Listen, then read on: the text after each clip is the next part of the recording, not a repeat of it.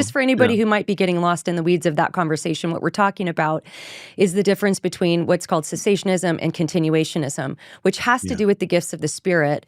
And I'll characterize that, and then I'll throw it over to you, Jesse, to get yeah, back to yeah, our NAR, and you can make any kind of yeah. additions or nuances you want to make on the cessation versus continuation argument. But essentially, it has to do with the gifts of the Holy Spirit. So I Mm, grew up charismatic, which is continuationist, which teaches that every gift of the Spirit that we read about in the New Testament church has continued, including things like mhm. prophecy, healing, miracles, that sort of thing.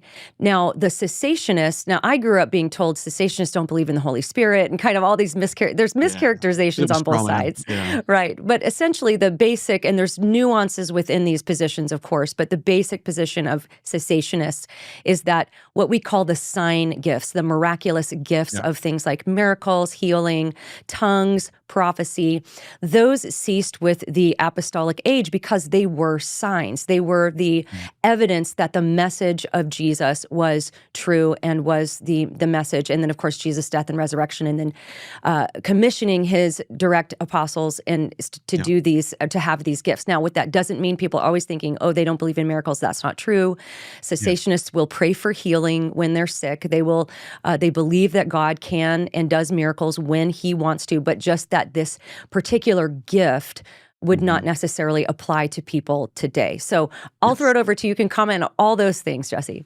Yes. So yeah, and I would agree with you with the NAR part is that, and I had to be corrected this a couple times. People, because I used to say charismatics, but it's like, well, hey, not all charismatics agree with the NAR. So there, I had to really change my language on that because I agree. It's really easy to lump in a bunch of people, and labels are helpful until they're not. So you want to like try to find that line. So yes, and I would agree. All that you laid out, perfect for cessation and continuation. It's all, and even on those sides, there's different extents. Some may even say, I've seen cessationists say that there are no miracles. They go that far, but that's again, those are radical sides on both ends of it. So, but yes, the New Apostolic Reformation very much is hinged on really the governing apostolic roles and expecting churches to operate within a fivefold structure.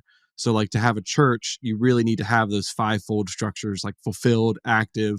You need to have apostle, a prophet, an evangelist, a teacher, a pastor, and that they have different hierarchical governing roles. And there's a whole other can of worms that come out of that. So